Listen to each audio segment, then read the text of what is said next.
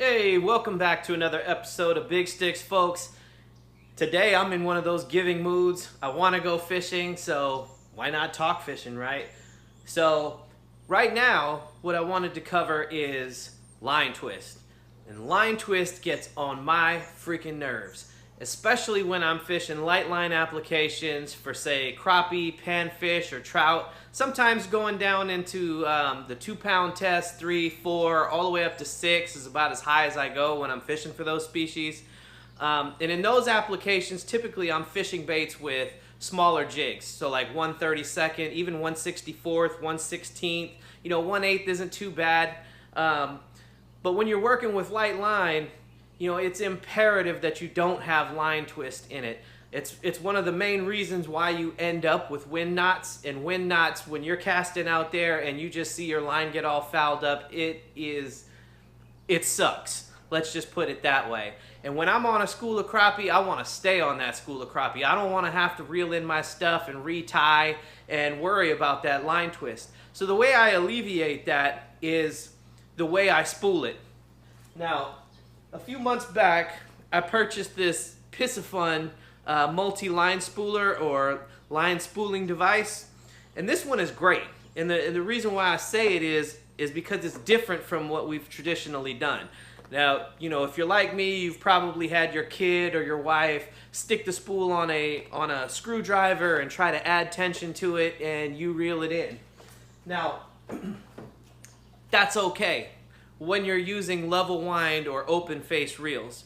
The line is going to come off straight in the same direction that it went on the spool, thus not adding additional line twist to it. But when you're using something like a spinning reel, what that does is when the reel is recovering the line, it's adding twist to it just by virtue of the line coming off in a singular direction and your reel spinning in a different direction. Now, I used to use one of these, right? This is okay. It's relatively cheap. You could do it by yourself, suction cup it down onto your countertop or, whatever flat, slick surface you got that this can stick to. And, you can adjust the tension and whatnot.